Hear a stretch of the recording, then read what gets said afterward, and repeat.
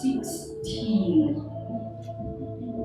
And these are pretty short scriptures in the sense that they are the sum total of a man's life. By the time you're summarizing a man's life in about 3-4 chapters, you really condensed the sum total of his experiences. And the man in question here is a man called Samson. He's a man we are all familiar with, mostly for the wrong reasons, because a lot of times when people talk about Samson, it's always from everything he did do right. But one of the reasons why I want us to look at the entirety of his life is to give us context. It's very easy to misinterpret and to misunderstand a person if you judge them based on one event, based on one circumstance, based on one situation that they have been through, and based on how they reacted and responded to that circumstance.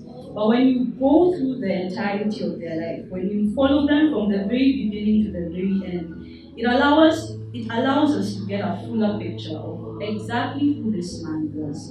And really, the context of this message is to discuss sonship, further qualified to discuss dominant sonship, which is something that God has expressly told us about, further qualified to discuss two particular expressions of dominant sonship. One of them is Judges, the expression of sonship, of dominant sonship as a judge. If you're familiar with the Bible, then you know there's a whole book dedicated to the judges that lived back in the day. You know, this is an Old Testament reality. After the reign of Joshua, before the reign of Saul, there was a period in which the Israelites were ruled by judges, were governed essentially by judges. And we don't really get to see much of judges after that. Yes, they are mentioned here and there later on, but they had their era. It came and went, and it proceeded into the era of kings. Now, kings is a word we're more familiar with. To this day, we still have kings in certain countries. There are still countries that recognize royalty, as it were. They have the kings, the queens, they have the royal families, and they have all of that. But for the context of this sermon, I want to narrow down on what a judge is and what a king is, particularly for the context of this sermon. And to illustrate this, I want to give us a brief story. A couple of years ago, I was going to one of my master's classes, and it was still at the beginning of the semester. And the way Daystar works is we have attendance sheets, and depending on the lecturer you have, you also have a deadline by which you should be in class. Otherwise, you will not be allowed to either attend the class or sign the attendance sheet. And when you're a master's student, that can get pretty hectic, because a lot of times you don't get to leave work until probably 5, and classes officially begin at 5:30. So depending on which part of the city you're coming from, it can be a very interesting adventure trying to get to class on time. And this particular semester, I was blessed enough to have a job and to have a boss who understood that I needed to leave class a bit earlier. So I was able to make it to class on time. And in an interesting turn of events, our lecturer then was not able to make it to class on time, in as much as he used to really enforce why it was important to be in class on time. And so when he finally shows up, he tells us what kept him. He starts giving us an explanation of why he got late. And he tells us that as he was on his way to class, he met with this young lady. Now, another thing about Daystar is that we also have a dress code. So if there's certain things you're not allowed to wear, both men and women. And so he met this young lady, and she was dressed in a manner which, according to his judgment, was not up to code. It was not up to the Daystar standards. And so he made it his mission to approach this lady, talk to her, find out why she's dressed in the manner she's dressed, find out if she is aware that she is not up to code. And after a lot of back and forth, he instructed the lady that she needed to leave the school premises and come back when she's dressed appropriately. And it was a tense situation, to say the least. And so he actually walked the lady to the gates and made a whole scene with the watchman. Now he's the one who's telling us all this, and we're all looking at him like, okay. And made a whole scene, and the lady had to leave campus. That was what it was. And as I was listening to this guy talk, there are so many. I can see the different expressions on all your faces. That's kind of our classmates, where we're all trying to figure out, okay, was all of that really necessary? And God, in the course of the class, because class started and it continued, and life moved on. But in the course of that class, God began to speak to me about judgment and mercy. And he began to ask me, what do I consider good judgment? What do I consider justice, especially in this particular situation? Because, yes, there is a law. There is a law in place that says this is what you're supposed to wear. It's there. From his description, she hadn't broken the law by much. Maybe an inch, perhaps, because she was wearing a dress. So maybe by an inch or so. That's how much she broken the law. And so, God began to ask, what do you consider good judgment in this situation? If you were in his place, what would you have done? Would you have gone to the extreme that he did and told her to leave? Would you have even approached her, or would you have looked at her, made a judgment call, and been like, it's not too hard, it can pass, it's okay? And he also now moved the conversation to the reality of our class, where you come in late, you come in more than 5 minutes late, and you're out. You don't get to sign the register. And he asked me, what do you consider good judgment? If a law is set, if a standard is set, and it says, you're supposed to be here by 5:35 p.m., and a person is not there by 5:35 p.m., should they automatically be excluded? And he gave me pause. Because on the one hand, yes, the law is there, the standard is there, the code is set. But on the other hand, there is the humanity of it. There is a reality that for many master's students especially, you're not just sitting around wasting time doing nothing so that you check into class late. You find that many of us would have perhaps even difficult courses who don't allow you to leave work on time. Perhaps you'd have an emergency, because I used to go to school with many mothers and fathers. Perhaps your child has an emergency that you need to attend to before you get into class. And he introduced the idea of mercy to me. And he began to tell me that you cannot have justice, you cannot have judgment as far as divinity is concerned, as far as God is concerned, if you do not have mercy. And he began to look at the reality of, yes, there is a standard in place, but why was the standard broken? What is it that led to that standard being broken? Is it a consideration that needs to be made, even in light of the standard that is at hand? Now, the expression of a judge, the expression of dominant sonship through being a judge, is one that excludes mercy. It's one of self-reference. It's one where you look at a situation based on your own understanding, without taking into consideration the other side of the story. It's where you are the judge, jury, and executioner, as it were, where the other person has no say in the matter, where your word essentially is law. And while the judges in the Bible did often make reference to the law of God, for the context of this sermon, I want us to look at judges as people who make reference to self, such that in any situation, in any circumstance, whatever it is you're dealing with, you're making reference first and foremost to self. You may eventually make reference to other things, to other people, perhaps even God, but the first reference is to self. Now, on the flip side, there's the expression of dominant sonship as a king. And I think the best example Our King is Jesus. He lived and walked on this earth. He has been referred to many times as the King of Kings. He is the ruler. He is the one who reigns. And throughout his lifetime, he showed us what it means to make reference to God. Because he himself even told us that he does nothing apart from the Father. His reference was constantly the Father. And if there is anyone who could have gotten away with not making reference to the Father, it was the Son. Who knows the Father better than the Son? But he went out of his way to not just do it privately, but to even do it publicly, to even say to the people who he was with, I must make reference to the Father.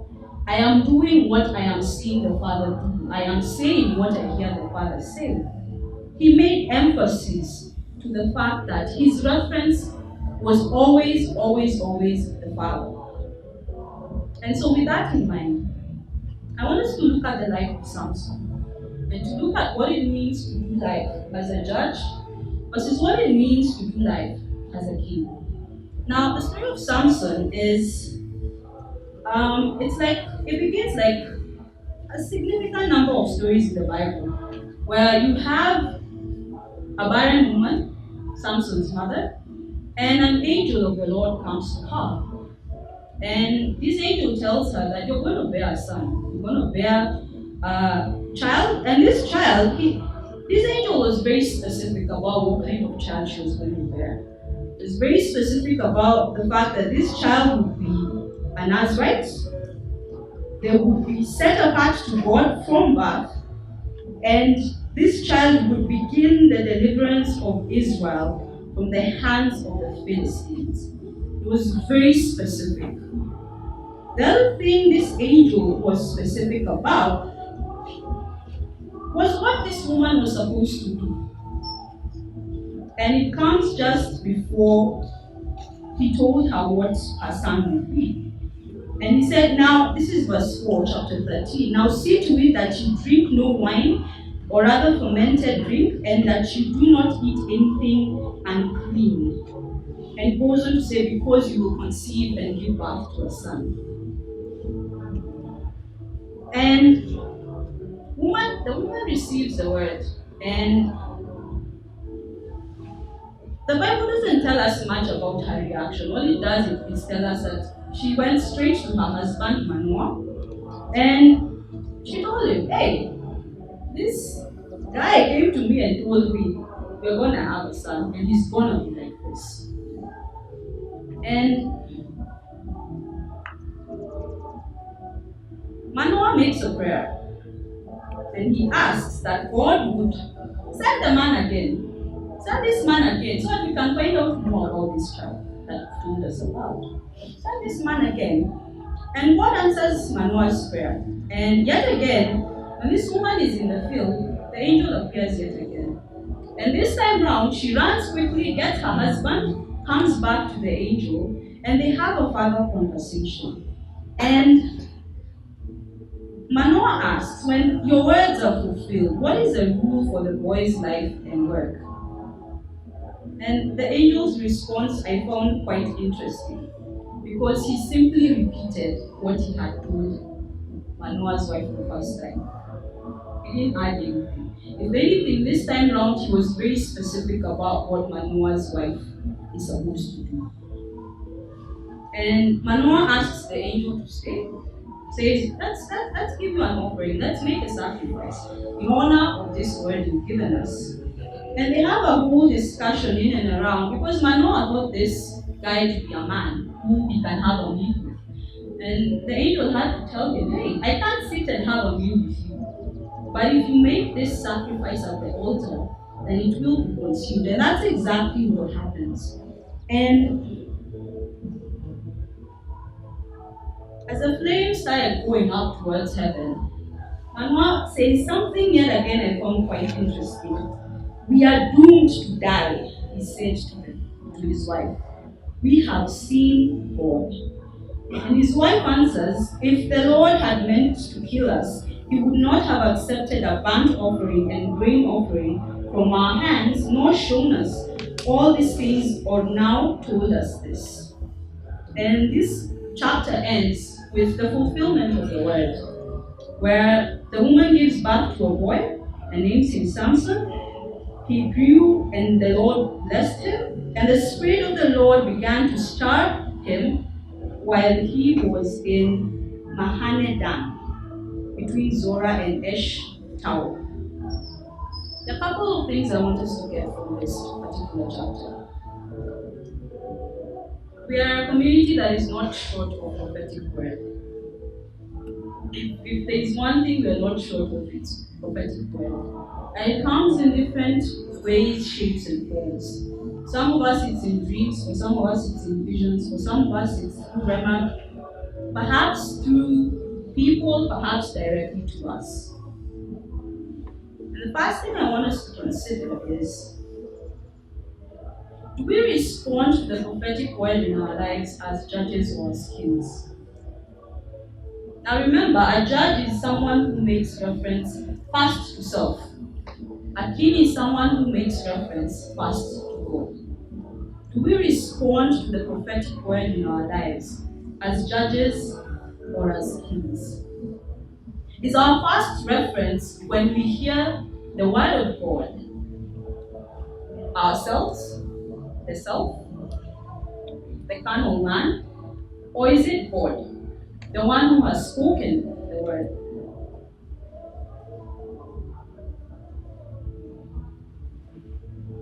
Now, a lot of times that God speaks, he doesn't say things that make human sense.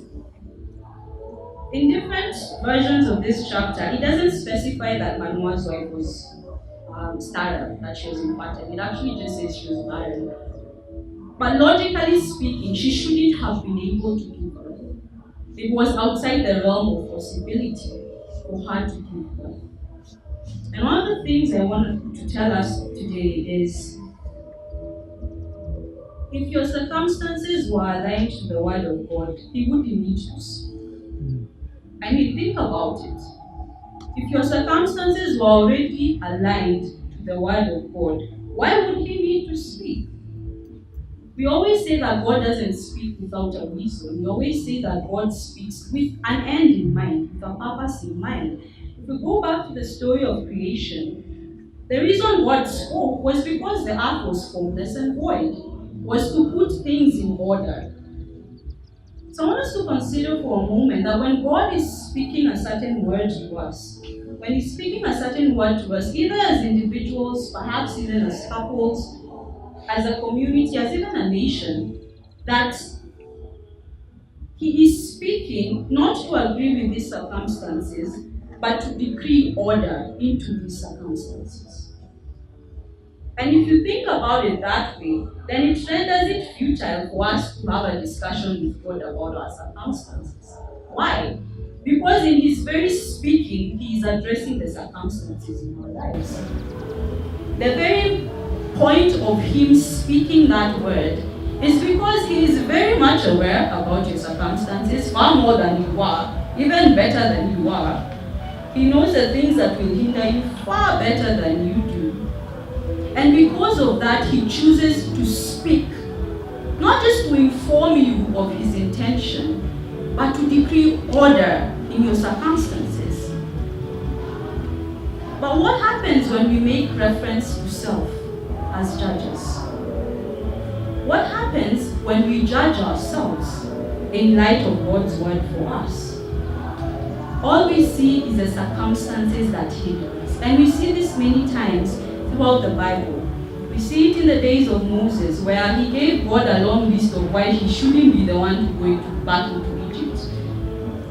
I mean, he had his list ready. I'm a stammerer. I can't do this. I can't do that. I'm too much of this. I'm too much of that. We see it in Gideon. I'm a coward, guys. What is me? Man of war. I'm a coward. In case you didn't know, I'm an actual coward. I don't understand why you're sending me, of all people, into battle. The highlight of my day is going out in the field to harvest something. I don't do war. I don't. And the reason I'm putting it that way is because that's how we think about ourselves. We look at the word of God over our lives, and then we look at ourselves and we're like, nah, does not compute. It does not compute, does not make any sense whatsoever. But if you consider the word of God over your life as a king, if the first reference you're making is to the King of Kings, then you will understand that the reason he's speaking to you as he is to put affairs in order, is to start lining things up. He's basically telling you, this is a public service announcement. You're going to see certain changes in your life in the coming days. This is why. But we don't look at it that way when we think about it as judges. We look at ourselves and we think, oh, no, I don't qualify for this. I don't qualify for this at all. And that leads me to my next point. Because judging a prophetic word has two sides to it. There's judging yourself, but there's also judging God. And I'll explain this.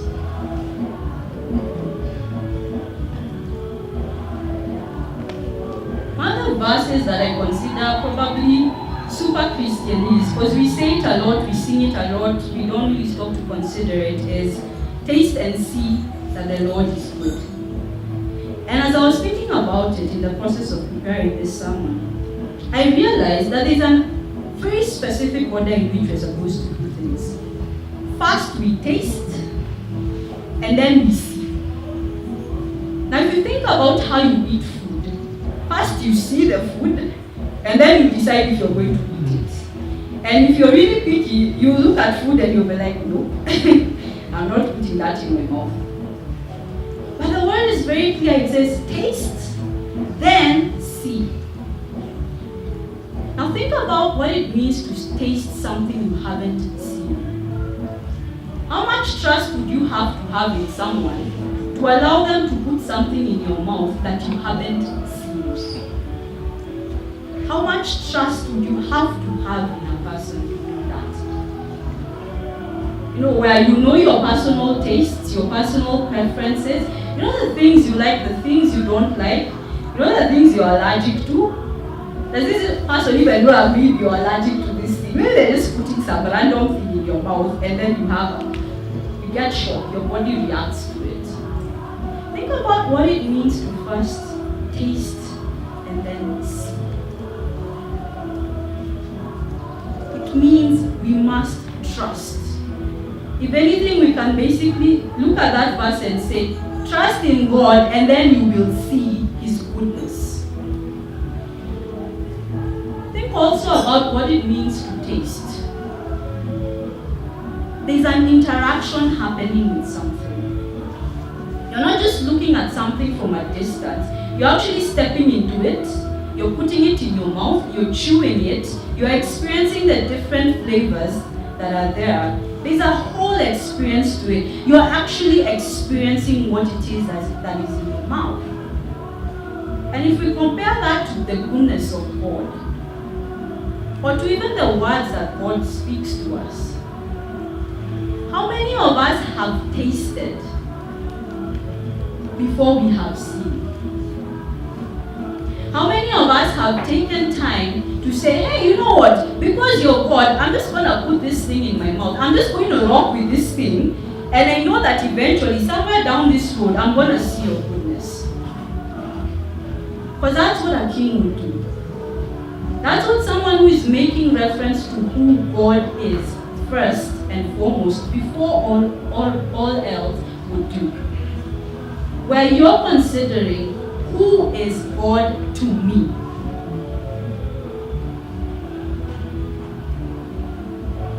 Who is God to me? You know, the Bible talks about the God of Jacob, the God of Israel, the God of Isaac, the God of this, the God of Abraham, the God of all these people. But who is God to you? Because your response to Him is determined by who He is to you. Not to the person next to you, Not to your siblings, not to your family members, not to the person you're dating or married to, the person he is to you. Now, there's a pastor called Bill Johnson, and I love how he talks about relationship with God, and he talks about personal history with God. And he says that your journey with God is largely determined by your personal history with God. How you respond to God is largely determined by your personal history with God. What do I mean by that? If we go back to the analogy of tasting, it's far more likely for you to taste something from someone you've known for 10 years, been through thick and thin with them, been through mountains and valleys, they've seen your best, they've seen your worst, they know everything there is to know about you, than you are someone who just walked up to you 5 minutes ago. If anything, if someone did that and they are a complete stranger, you'd be like, are you mad? Are you crazy? No, I'm not going to do that. I'm not going to eat what you're giving me. And I'd like to draw our attention to the fact that for many of us, there's an element of strangeness insofar as God is concerned. There's an element of strangeness insofar as the things He says to us, about us, is concerned. Where we consider His words, His promises to us in certain areas of our lives invalid. Because we actually don't trust Him in that area. And sometimes we think that because I trust God in one area, I automatically trust Him in every area. That's not true. That doesn't hold true. If you even think about your interactions with human beings, there are people you would really trust with money, and there are people you would not give a dime because you know you'll never see it again. What makes that connection? It's your experiences, it's what you've seen from them, it's your encounters with them insofar as that area is concerned. And so if we look at God, and we look at a word perhaps He's given you, maybe many times over, and you've had to wait, and wait, and wait, and wait, as we sing about process, and wait some more. And so for you, the waiting begins to mean this word is no longer going to happen. And sometimes for us, we speak of surrender when what we actually mean is I give up. We say, I surrender to you, God, but what you're actually saying is I give up. I'm done trusting in this word. I'm done trusting in what you're saying. I'm done trusting in who you are. Because so far, from the point I had this word to the point I am at now, I have seen nothing to tell me that I can trust you. But when Bill Johnson talks about personal history, he basically urges us as Christians to think back to our experiences with God, as we've seen from God, to cross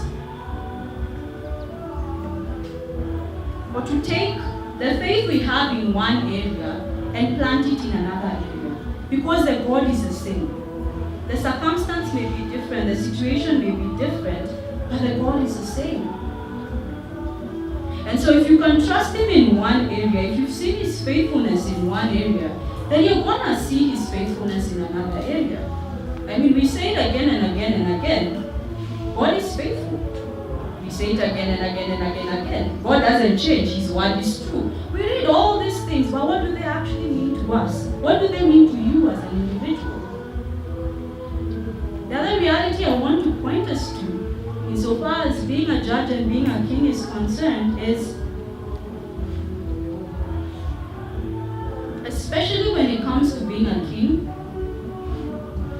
you can benefit from another person's journey, from another person's faith in God. You can. That's why we have testimonies. That's why we have praying together. That's why we have walking together, journeying together, the fellowship, relationship, and communion that we talk about as a community. However, that which you're getting from another person will only ever be manna to you. Now, stay with me for a moment. What was manna? It was sustenance in the wilderness. It was sustenance for the Israelites when they couldn't see where God was taking them. And I love that Brian even touched on that. When they were thinking of onions and garlic, that's why they had manna to sustain them in the season when they couldn't see the actual promise of God here, front and center. They had manna. But what was manna? It was a very temporal thing. It would expire. It would come down in the morning, in the evening, it's rotten. You can't store it. You can't preserve it for the next day.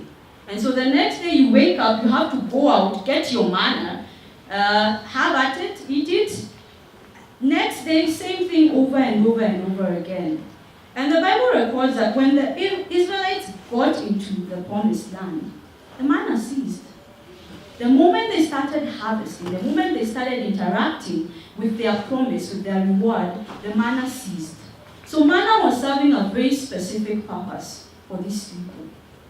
Testimony serves a very specific purpose for us. The relationship other people, the people in our lives have with God, serves a very specific purpose for us. It keeps us going, yes, but it cannot sustain us forever.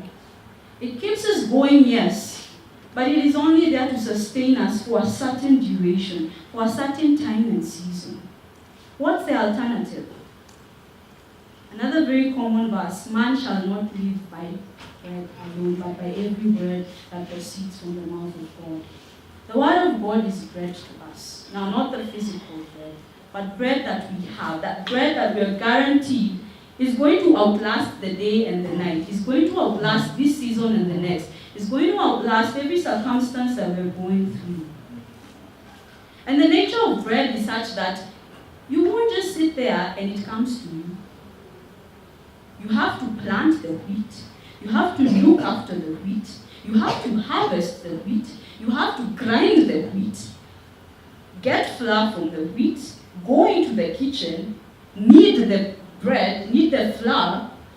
Get everything in there. If you ever tried to cook anything that requires kneading, you know it's a workout. So you're in there, you're kneading this thing, put it into the oven, leave it alone to bake before you finally have bread. It's a process. Now there's a thing that has constantly been addressed in this community. And that is our personal walks with God, our personal altars with God. I'll borrow from another leader that I treasure and honor. Her name is Jen Johnson, and she gave an analogy and she said, was speaking about the reality of community and the reality of being an individual. And she said, it's very easy to burn when you're a big number. It's very easy to be excited and passionate about God when you're many. Because you will all encourage each other, you will strengthen each other, you will get excited, you will talk about things. But what happens when you're alone? What happens when there's no one there telling you, hey, wake up, you need to pray. There's no one there telling you, hey, you need to spend time with God. There's no one there telling you, oh yeah, by the way, this relationship you have with God is a bit shaky. Where you're the one who has to look at your relationship with God and determine what it is that you want out of it. Now it's, again, very easy to think that we have it together, or to think that we are where we need to be in the context of community. Why? Because it's covered in community. We are all heading in the same direction. We are all supposedly of one heart and mind. We are journeying together. But look at what happened when the Israelites got to the promised land. Look at what happened even before they got to the promised land. They were not of one mind. They were not of one heart. There were people among them who were thinking about the promised land, who were thinking about the milk and the honey. But there were also many among them who were thinking of the onions and the garlic. Like that's all they were seeing in this story. Onions, garlic, onions, garlic. Why can't we just go back to where we came from? This place you're taking us to is clearly of no value. They were judging the word of God based on their self-reference of the circumstances they were in. And there are many times we do that. There are many times when we look at the overarching words of over this community, when we think of dominant sonship and you see everybody else except yourself.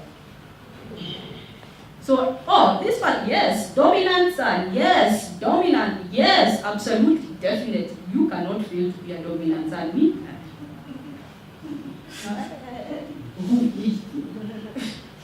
That's not my thing.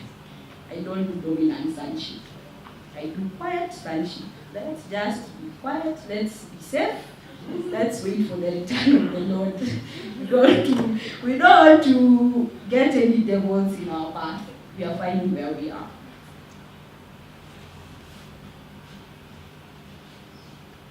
How is our relationship with God determining how we judge Him when He speaks? Manoah's response, initially I didn't think much of it, but when I mused on it, I started to wonder, God has just told you you're going to have a son. Last time I checked, you need to be alive to have this son. Unless you're going to go the Mary way where there is immaculate conception, you need to be here on this earth for this son to be born. But his immediate response was, we are done. We've seen God, we are going to die now. And that's very reminiscent of how sometimes we respond to the word of God. We think of it as death. We think of it as, I'm going to be perpetually frustrated by this word. We think of it as, I'm going to be perpetually disappointed by this word. We think of it as, this word is just going to show the world how much of a failure I am. So, you know what? When I think about it, I don't want anything to do with this word. I don't. But if we were truly to take the risk of tasting, then we would see that God is good. I'm not going to stand here and tell you that faith has ever been easy. It will never be easy. There's always going to be a risk attached to faith. That's why it's faith. It wouldn't be faith if there wasn't a risk to it. There's always going to be the risk of things will go wrong. There's always going to be the risk of things may not work out the way I expect them to. There's always going to be the risk of, I'm going to find out things about myself that I probably would rather not know. There's going to be the risk of, I'm going to find out things about other people that I would rather not know. There's always going to be a risk attached to faith. But equally, there's always going to be a reward attached to faith. And that reward is the ability to see the goodness of God. Where you're seeing the goodness of God, not as it is in the here and now, but even from eternity. Where you have a glimpse of God's heart and mind for you as an individual from eternity. How do we respond to the word of God in our lives? How do we respond to the God of word in our lives? Are we doing it as judges who are making self-reference? Who are using our own parameters of our own understanding? Or are we responding as kings? Are we making reference to the God of the word? Are we making reference to who He is, to who He has been? And I keep saying this to many people. At some point you have to choose whether you're going to trust God or not. Nobody can do it for you. At some point you're going to have to choose, am I in this for the long haul, or did I just get excited about being saved and now I'm tired about this walk?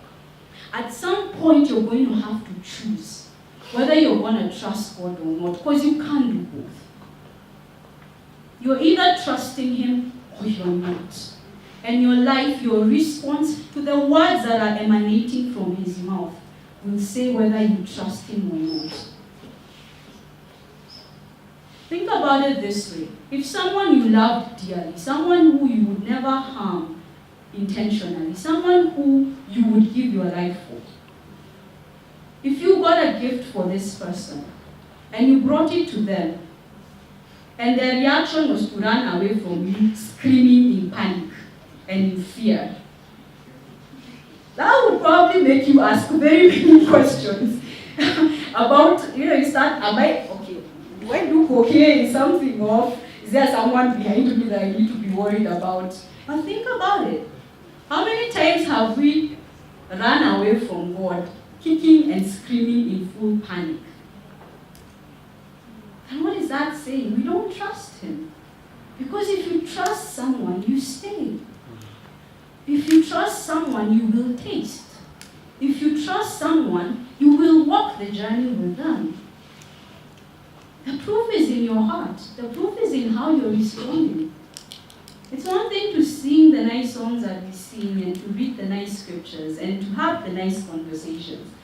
But push comes to shove when we are confronted with words that make us uncomfortable. I remember a couple of years ago when I just began to experience the prophetic. So half the time I wasn't sure if I was crazy. No, seriously. And this was just before I joined in February. So I didn't have the benefit of having other crazy people around me. So I was pretty sure I was going mad. And there's a particular word that God was giving me. And it was a heavy word in that it would change the rest of my life. How it would go, whether it works or not, would impact every single area of my life. And I struggled with that word because there's an experience I had, actually a couple of experiences that made me shy away from it. The word didn't seem plausible in any way, shape, or form. The circumstances were what they were.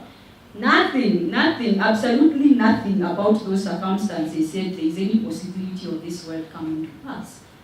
And so I'd go to God and I'd be like, God, I trust in your ability. It's not your ability I'm questioning. It's my ability in this situation. I'm not entirely sure if I can keep it together when it comes to this word. And I did it a couple of times. So I'd be like, God, I really do trust you. I really do. Search my heart. You will find that I trust you. But it's me I'm not so sure about. It's me that I'm not really certain whether this word and me are compatible. You're fine. This is your word after all. I mean, it's yours. So you all are fine up there. Me, on the other hand, in this word, I'm not so sure. And, my husband is famous for remembering exact dates and times when certain things happen. For me, I remember places. I remember places where God has met me and I have met God. I still remember where I was standing that day. Because I was about to leave for work and it was it was an ungodly hour. And I was going through my usual conversation of, I'm the problem in this situation. I have no issue confessing that I am the problem. Yeah, you're fine. I trust you, but I don't trust myself. And God stopped me. I was literally standing beside my bed and I was about to get up and leave. And He stopped me and He said, no, you don't. And I'm like, what do you mean? Of course I trust you. Like, I'm here. I'm awake at an ungodly hour talking to you about this thing. Of course I trust you. I could have thrown this thing by the wayside, but I'm here. I'm having this conversation. Of course I trust you. And He's like, no, you don't. I'm like, what do you mean I don't trust you? Like, on top of everything else, now I don't trust you. Like, could I have any more failures in this situation? And He, I think in a way that only God does, He explained it to me. And He said, actually He asked a question. And He asked me, Mary, have you surrendered your life to me? And I'm like, why does this feel like a trick question? Have I surrendered? I start thinking, what did I do? Have I done anything that in any way, shape, or form intimates that I have not surrendered? But I was like, no. To the best best of my ability, to the best of my knowledge, I have surrendered to you. To the degree that I am able to in this moment, I believe I have surrendered to you. And he makes a rejoinder and he says, if you have surrendered to me, then your life is no longer in your hands, it is in mine. So when you say you don't trust yourself who you have surrendered to me, what you are in fact saying is that you don't trust me. Now that day changed things for me. I think we have those moments where the entirety of our lives pivots in a certain direction. That was one of it for me. And that day God taught me that it is as equally important to trust in myself as it is to trust in Him. And there are a lot of us who need to start trusting ourselves. And I'm not talking about the self that you have made reference to by yourself. I'm talking about the self that God has created you to be.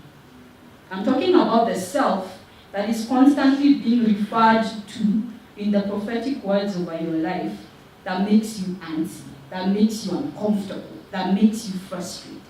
That's the self I'm talking about. There's a great, I'm going to borrow an analogy that my husband used in a premarital class we had recently. And he asked the class, at what point did Jesus become the Savior of the world? Was it when he was a baby in a manger? Or was it when he died on the cross? Think about it. Was Jesus not always the Savior of the world? From even before he walked on this earth, from even before he made his first cry as a child, from even before Elizabeth's baby, John the Baptist in the womb, responded to him in Mary's womb, was he not always the Savior of the world? Mm-hmm. So allow me to break the news that you have always been everything God has called you to be. The only thing that is happening in the context of time is your manifestation.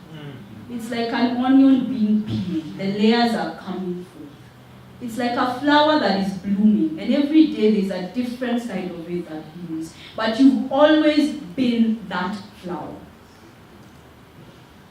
And if you think about yourself in that way, you will realize the useless mind games we play with ourselves, and we play with the devil when we are having a back and forth about, but I am not this, but I am not that, but I am too much of this, but I am too much of that. You've always been everything God has called you to be. The only thing that is happening in the context of time is your manifestation. The only thing that is bound by time and season is how those layers are revealed to the world. But your identity was never in question. It has never been in question. Ever. Don't let the devil lie to you. Don't let the words of man lie to you. It has never been in question. Ever. And that's why it makes a difference for us to trust in the God of the Word. Because when He tells you you're something, you take it and you run with it. Now, does this mean that it's not a full embrace? It's not always that the questions recede or the doubts or the frustrations. I'm not saying that any of that magically disappears, no. But a lot of times we ask questions from the wrong heart posture. The questions are not the problem. It's our posture that's the problem. Because our posture is saying, I am asking these questions because I have no trust in you as God. The right posture says, I am asking these questions because I do have trust in you. And I want to see how this works out. I want to walk this journey with you. I want to taste. And then I know I will see that indeed you are good. That indeed you are kind. Now, I don't know how many of us have ever experienced the heart of the Father. I don't know how many of us have ever experienced the heart of the Father. There's a way the Father speaks with finality. There is no room to negotiate. There is no room to fear. There is no room for frustration. There is no room for disappointment. But if you're constantly relying on the manner of another person, you will never get the sustenance you need for yourself. Because you'll always ever be picking from someone else and never getting your own bread. Never learning what it means to plant the seed, the prophetic seed in faith, to water it, to watch it grow, to speak affirmation to it, to start seeing it, that excitement of it just popping out of the ground, to start seeing it begin to bear fruit in your life. To the point where you're harvesting something. There's that sense of accomplishment of, we did this, God and I did this. To the point where you're able to not just produce bread for yourself, but even for other people. You know? If the reference is always self, if the judgment is always from a reference of self, then we never move beyond the limitations of self. We never do. Now, some of us may wonder, why is it that the word of a good God seems to bring out the craziness in us? You know, it seems to bring out not so great things about us. It seems to bring out things we would rather not admit that we're going through. Another moment I had with the Lord was in my kitchen back in my single days. And my kitchen sink started to bring up water. You know, like when a sink is clogged and anytime you try and pour water down the drain, it always comes back up. And initially I thought, oh, this is a quick fix. Plunger, do the necessary, and you're sorted. And I did that. But a couple of hours later, water started coming back up, and I'm like, what is going on? I haven't even used that sink. And then I noticed that my bathroom sink is doing the same thing. Now, this was not ordinary water. This water just smelled awful. And I was living in a small, cozy home. So I'm like, what is going on? So I tried the plunger again, and it's still not working. And I'm like, I can't live in this house like this. And this was towards the evening. So the next day, as I'm leaving for work, I very thankfully bump into the caretaker.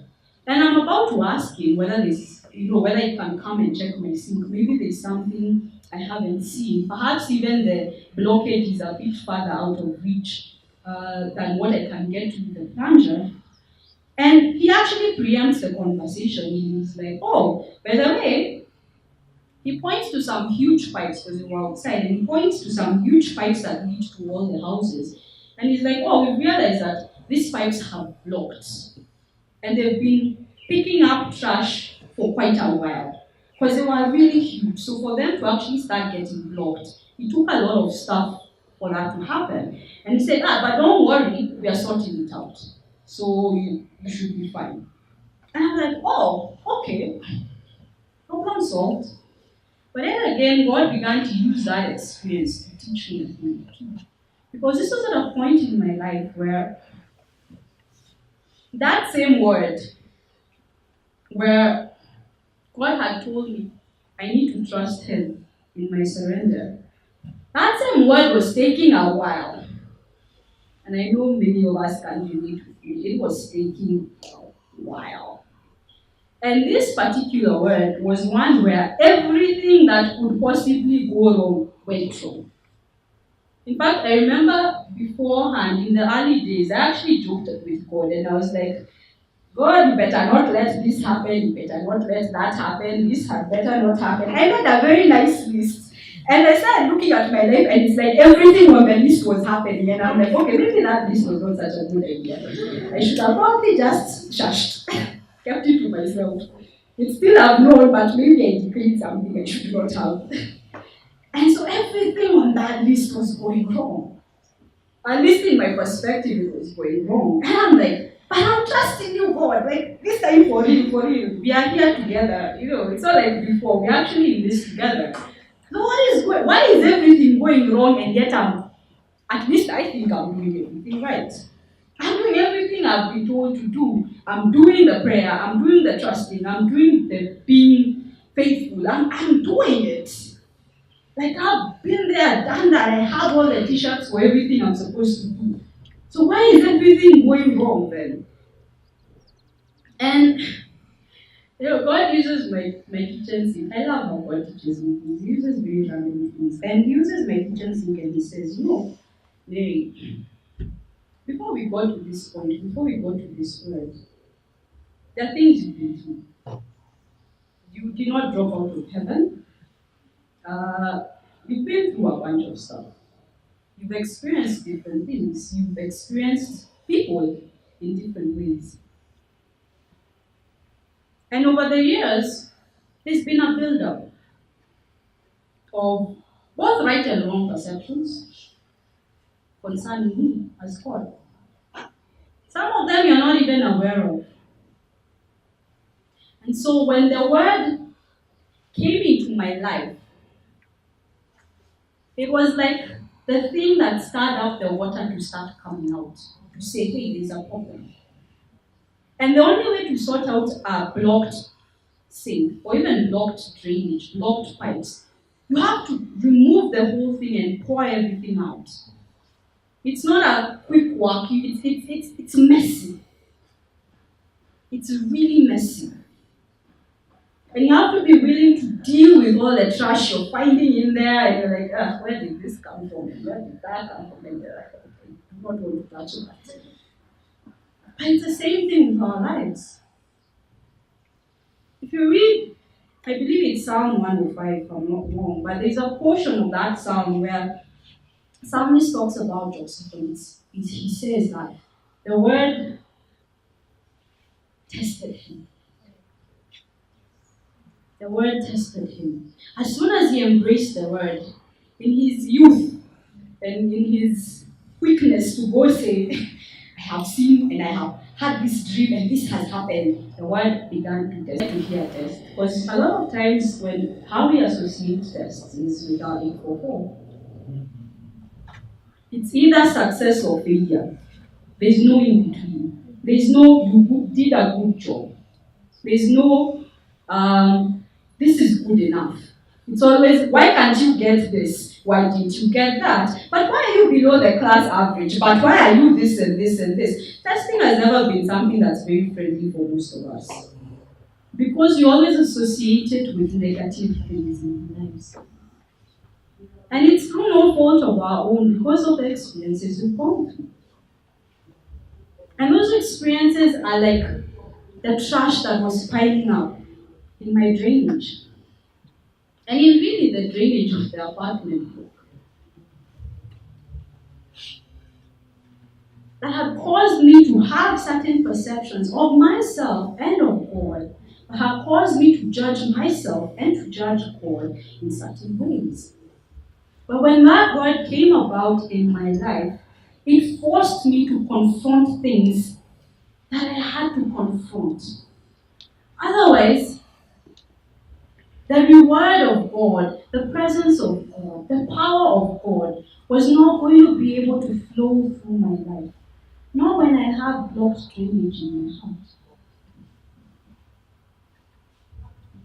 And the mistake we make is to think that when we are tested, when the word is testing us, when the word is bringing about certain things about us that we are not very comfortable with, that God is judging us.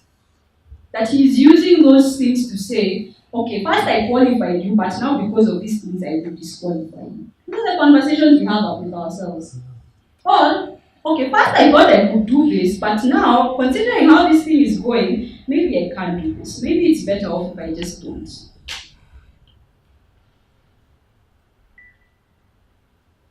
But consider for a moment that maybe the heart of the Father in bringing up these things is not to shame you, it's not to hurt you, it's not to disappoint you or to frustrate you.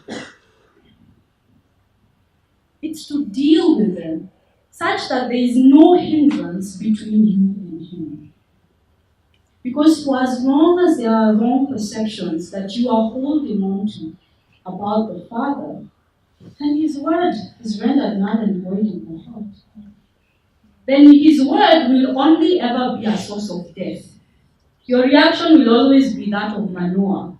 Oh, we have seen God, now we will die. This is death. This is a death sentence. And how tragic is it for us to think that the God who gave us life would so easily give us death without a second thought?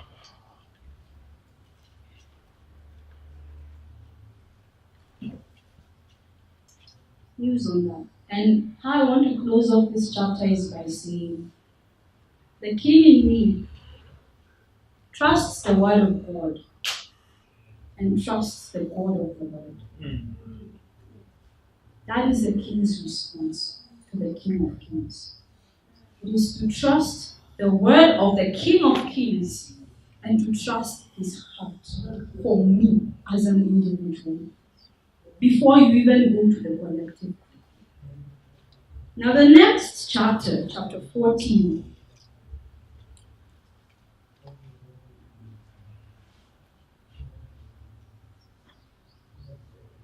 we have Samson's marriage. I find it unfortunate that many times Samson's story started from the point where he's dealing with Delilah. But there was a lot more history before that. Samson actually did get married. And to summarize this chapter, Samson sees a young Philistine woman. He likes her. He thinks, okay, we can do this. This looks like a good candidate for a wife. He goes, tells his parents, who are promptly like, is there no other woman you can find? You just had to go after the Philistines. Because even then, there was enmity between the Israelites and the Philistines. Note that in the process of Samson's conception and his birth and the word over his life, God says that He is going to use Samson to begin the downfall of the Philistines. So it's no coincidence that he meets this Philistine woman. And in fact, some versions of this chapter say that it was in fact God's will for Samson to be with a Philistine woman because of his purpose, because of what He had ordained to do with and through Samson. And so Samson is adamant and he tells his father, no, this is it. This is a woman for me. In fact, this particular version, this is the NIV, it says, chapter 14, verse 4, his parents did not know that this was from the Lord who was seeking an occasion to confront the Philistines. For at that time they were ruling over Israel. And so he manages to win his friends over. They go to this woman's home, and as they're heading there, we have this encounter that is often talked about, where Samson encounters a lion, kills it with his bare hands, and tells his parents nothing. Because he's like, I am not saying anything at this point in time. The last thing I need is a reason to send these people back home. We need to come here and accomplish the mission at hand. And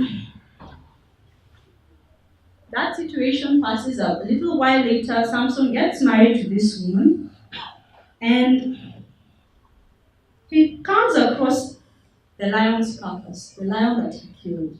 And he finds that there's a swarm of bees that has laid a home in that carcass, and there's honey there. And he eats the honey and he likes it. And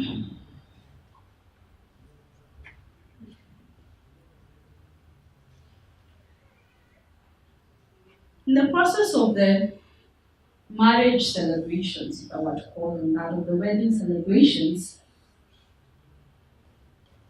Samson decides to give the guests a riddle.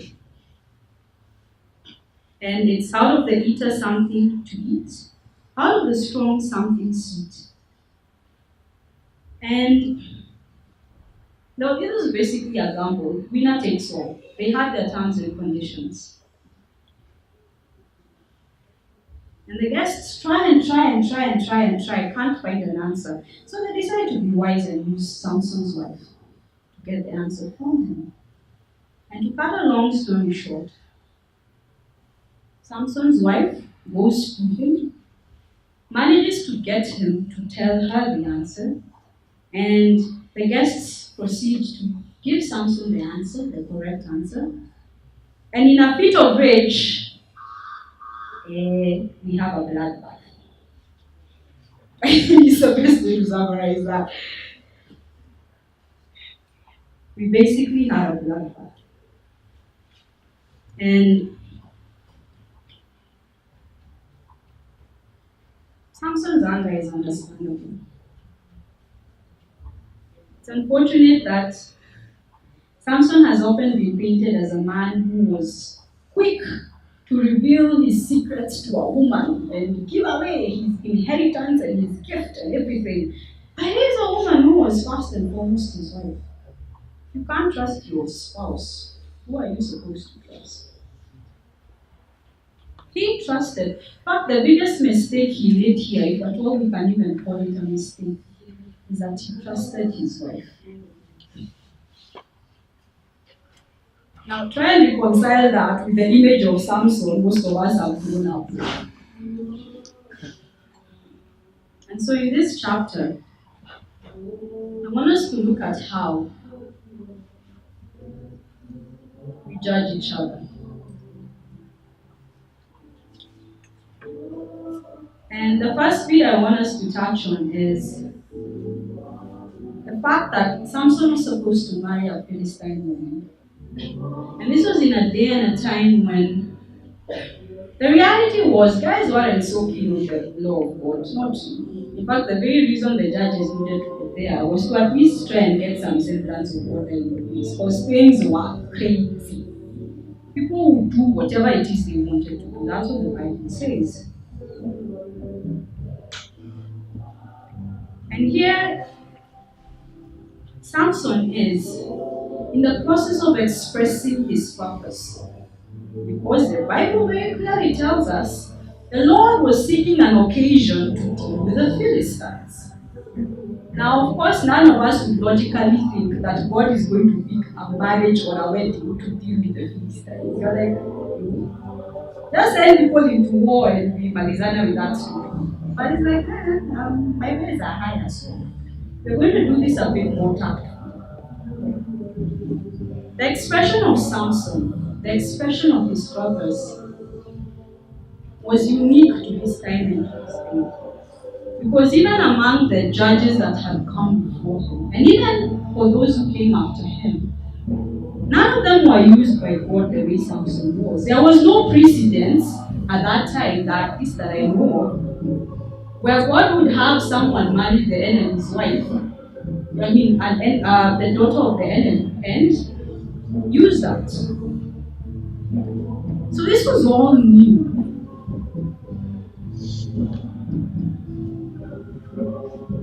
How we express our dominant sonship doesn't just affect ourselves. It doesn't just affect our relationship with God. It also affects the people that we interact with. These could be people we are close to, people who are our loved ones. This could also be strangers. We're in the world of social media, we meet a lot of people online. People who we may never even sit and have a conversation with in person, but who we really get to know online.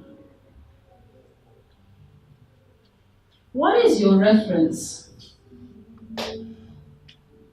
for the expression of purpose in a person's life? Is it self?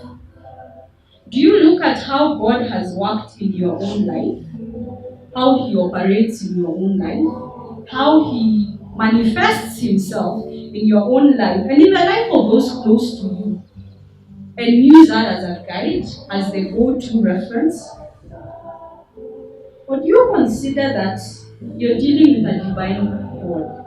A God who has no limitations and who sometimes wakes up and is like, but all God sleeps, but He has a morning and He's like, I'm going to deal with Samson in a different way. What is your reference for the expression of God in people's lives? Another moment I had with God was still a couple of years ago, and this was also an ungodly hour moment. Perhaps we need to stop calling it an ungodly hour because it seems that God operates quite a bit in it. And this time round, I woke up very abruptly. And I'm not one to wake up in the middle of the night. When I sleep, I sleep. And so I wake up very abruptly. And there is something bothering my spirit. And I don't know what it is. But I have this unction to pray, to really intercede. And it's a very heavy weight on me. And this weight is not to intercede for myself. It's not to intercede for people who I personally interact with.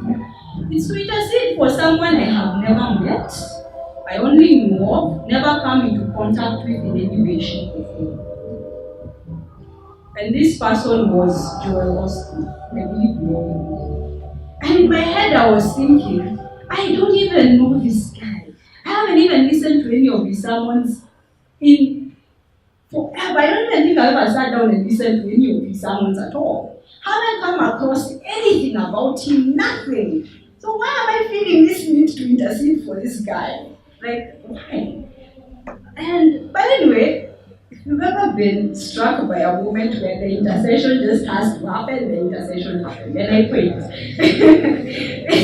I wasn't being given options that day, I had to pray. And I did. And because I didn't know what I was praying for, I prayed in tongues. And I rabashanted to the best of my ability at that time. Because again, I was also growing in speaking in tongues. So I was like, okay, since I have zero understanding of this situation, I'm just going to pray in tongues and cross my fingers that something will happen. Whatever something is, I don't know. But let's just do this. So I prayed. And I prayed, and I prayed, and I prayed, and I prayed. And eventually I felt the weight lift. And when the weight lifted is when God told me, it's when He explained. I had to fast taste in order to see.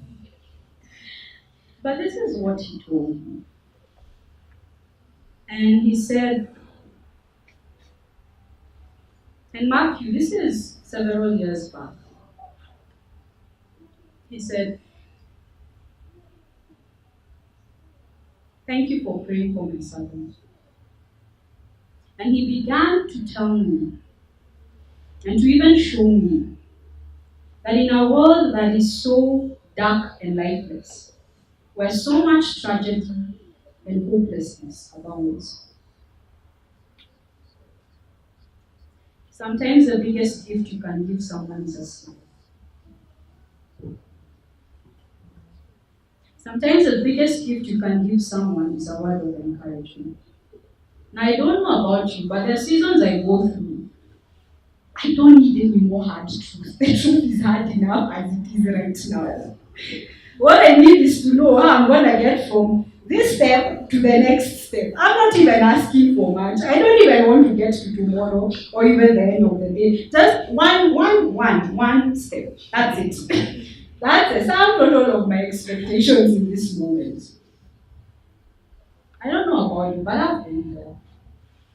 And in those moments, yes, it's a good thing to be reminded of the word of God. Yes, absolutely. But sometimes you just need the sustenance to make it to the next step. And he began to show me how much, I won't even say the world, I'll say the church. How much the church has misunderstood this man and the call of God in his life. Am I saying he's perfect? No. I can't even attempt to judge his call. I was not there when he was being called. I don't know what God and he discussed insofar as his ministry is concerned, was not present. So I have no frame of reference from the divine to say, yes, you are in order, or yes, no, you are out of order. I have no frame of reference. I didn't call him. I don't know. But what has been so quick to happen is guys take one look at him. Why are you smiling? You should be a serious guy. You should be dropping hard truths and hard this and hard that. How dare you smile in the presence of the Lord? Yeah, like, honestly, I mean, I'm joking about it, but it's really unfortunate. It's extremely unfortunate.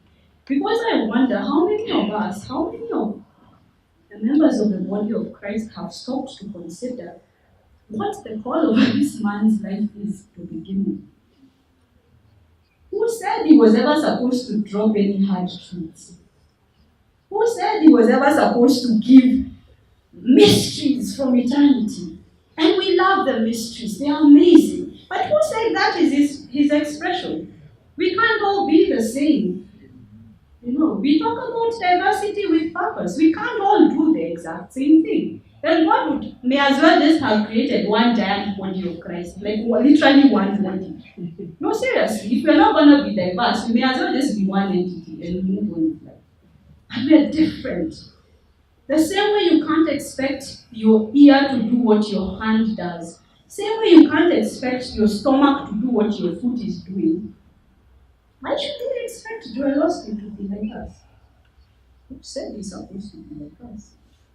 Did we ever stop to think about what he is supposed to be to begin with? Ever.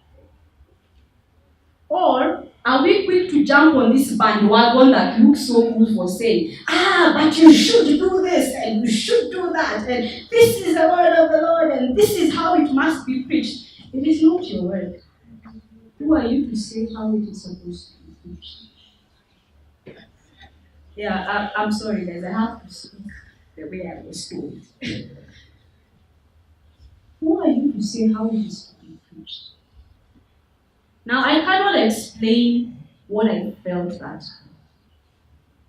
But I walked away from that moment with so much compassion for this man and so much respect. Because here is the thing. Maybe, for all I know, maybe he's not fully walking in his path. Again, I don't know. God has not revealed anything beyond that now. So I don't know. But I need him to succeed because I am part of the same body he is in. I need him to succeed. And I don't know if we ever realize how much we need each other to succeed. Samson's father and mother, I doubt they could ever have imagined that their son marrying a Philistine woman was part of the deliverance that God was supposed to bring to them. Perhaps there were a number of people who are praying because for them to even have an encounter with God, it means that there was some semblance of spirituality in that home. So perhaps you are praying for the deliverance of Israel. And perhaps, yes, they've gotten to the point where God has told them, your son will be used of me to bring about this deliverance. But they didn't know the how. And in their initial rejection of Samson's choice, they didn't know the how. And they were quick to jump to conclusions that this was the wrong how. This is not the life you're supposed to live. Here's the thing. Manoah actually asked the angel, how is this man's life supposed to be? I don't know if that inquiry ever continued beyond that man. Because had it, perhaps they would have known that their son was actually supposed to marry a Philistine woman. Now, saving grace, they went along with it. But there are many times when in our judgment we serve as hindrance to not just the purpose of God in another person's life, but to our own purpose, because our breakthroughs are in child. So if you're hindering the purpose of God in someone else's life, the life of someone, perhaps even in this room, then you're actually hindering your own purpose, because your purpose is tied to theirs. Equally, if in your judgment, we prayed about curses and blessings today. If in your judgment you are cursing the expression of another Christian out there, then you have hindered yourself. You are part of the same body. You can't smash a hammer down your left foot and expect the rest of your body to keep walking casually. It's not going to happen. But that's the equivalent of what we're doing to each other as a body of Christ. And it needs to stop. It needs to stop. Because the reference of a king, the reference of dominant sonship in a king,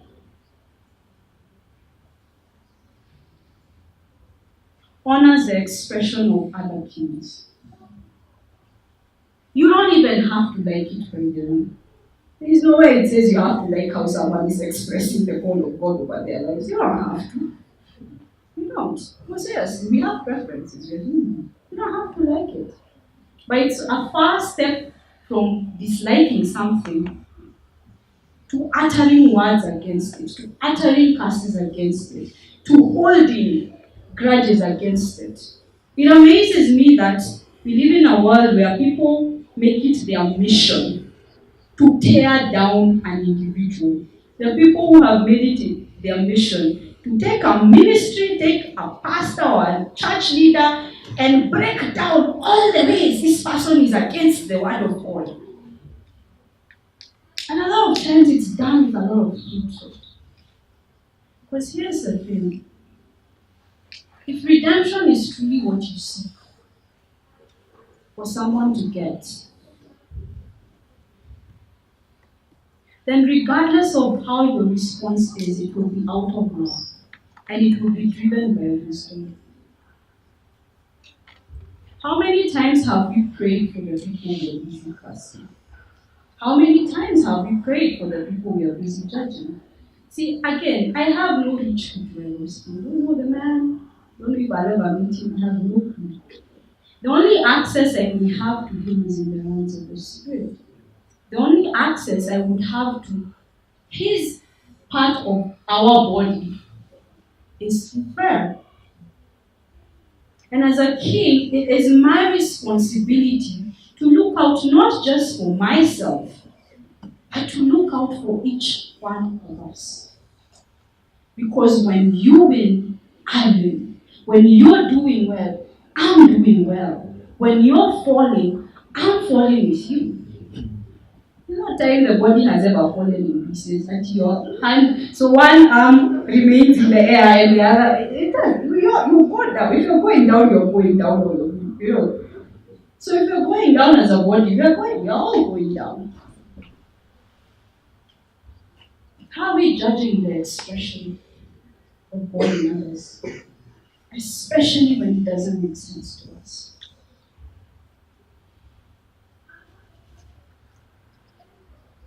The king in me must honor the expression of the king in me. It is my responsibility. It is what I must do. Not just for your sake, but equally for mine. We win as a team, we go down as a team.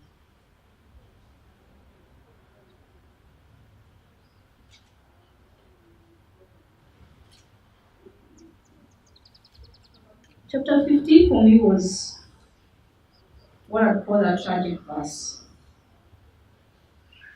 It was a tragic chapter in Samson's life because at some point Samson realizes that it may not have been a good idea to just kill everybody the way it ends. Yeah, I still have a wife somewhere, so maybe perhaps it's in my best interest to go with this.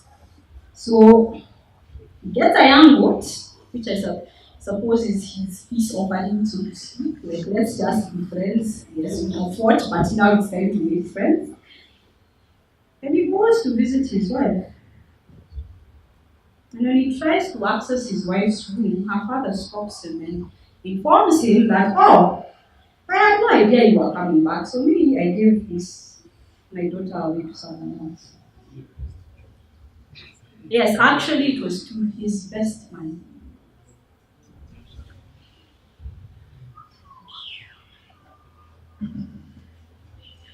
This is probably a different side of Samson than we used to.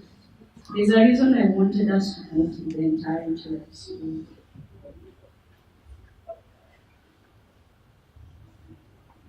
And so to add insult to injury, the father says, oh, but she has a younger sister who is even more attractive, so just take her instead. And life goes on. And you're good. Guess where? I mean, same difference. Same family, same difference. And no surprise, Samson hulks out yet again. Actually, when I was reading this, I just thought of the Hulk. How the Hulk gets angry and he just grows in size. And he just gets big and green and angry. And that was pretty much Samson. And he literally burns down everything. And so the Philistines come and they're like, what happened? Who did this? And they tell him, Samson. And as if things aren't already bad enough, the Philistines go and burn Samson's wife and her father to death.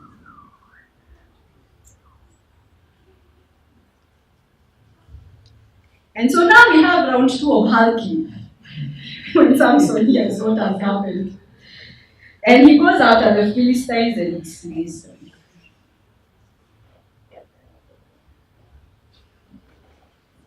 And so the men of Judah come to Samson and they are asking him, dude, are you crazy?